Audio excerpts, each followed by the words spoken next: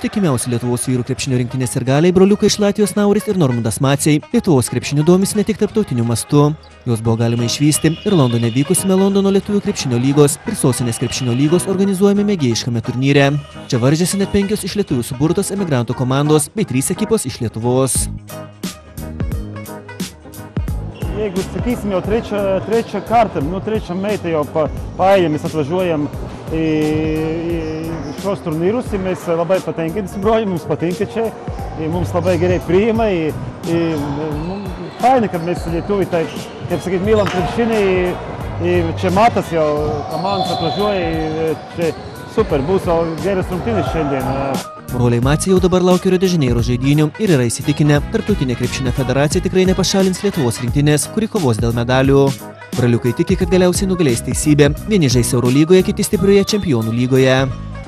FIBA laimės, bet mes už krepšinį, mes už gražų krepšinį.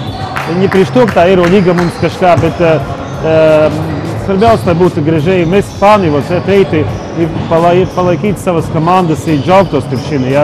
Tā situācija nėra melonu nevienam, bet man patinka FIBA mūsu broļi. Mēs matam, ka ir taisīgi, ka eina. Aš galvoju, ka pasibeigs labai gerai. Žaisim olimpiadą ir žaisim uz medaļu. Žaisim uz medaļu. Nežinom, kokie bus, bet uz medaļu. Broliai Maciai vis dar negali lankytis Eurolygos varžybose, nes 2013 m. kovo po Eurolygos rungtynių tarp Žalgirio ir Madrido Real užsipuolė ispanų žvaigždę Rudy Fernandezą. Už tai jiems skirta 25 000 eurų bauda. Broliai įsitikinę, jog po incidento Fernandezas eilinį kartą vaidino, o jų nekaltumą vieną dieną įrodys turimi vaizdo kamerų įrašai. Broļis tais visa nekaltas. Kiek laiškus mēs sūtām, norējām tā pakalbēt, važojam ir tā ofisa, ka Barcelona bijām, bet kaip Eurolīga tas ir biznesis, sakīsim, kaip ir. Dabar viss ir biznesis visur, bet mēs vakar su Valdemāra Tomiču kalbējam uz tā situācija mūsu. Jis pats nesupranta žmogus, saka, gerai, broļis viena karta tam uz Lietuvu, gerai, kaip tur išeina gyvenimā, viena karta išeina.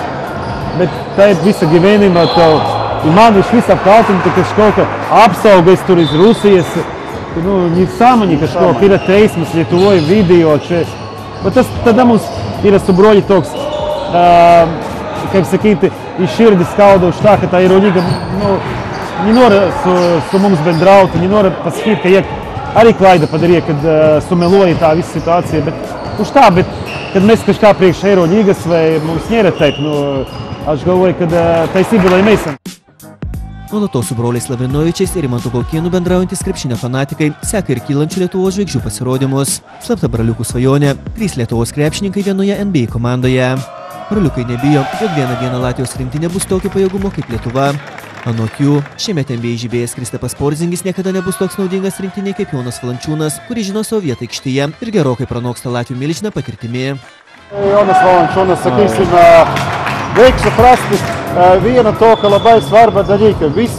Kada buvo Andris Biedriņš, super žaidējas buvo tas jausmas, ima tos kamaņus. Bet jeigu tu turi 20, i tu neimi žaisti, sakysim, uz tiem kamaņiem, Latvija tos 3 tašņīkus tur daug, bet Jonas Valančiūnas ir žaidējs, ka žina sava vieta. Labai skirtingi žaidēji. Jonas Valančiūnas ir jau pasiekis tik daug ir laimējis čempionas pasaulī, un viska laimējis sava žaidējas. Porzingis nieka nėra laimējis, jis ir atvažiuojis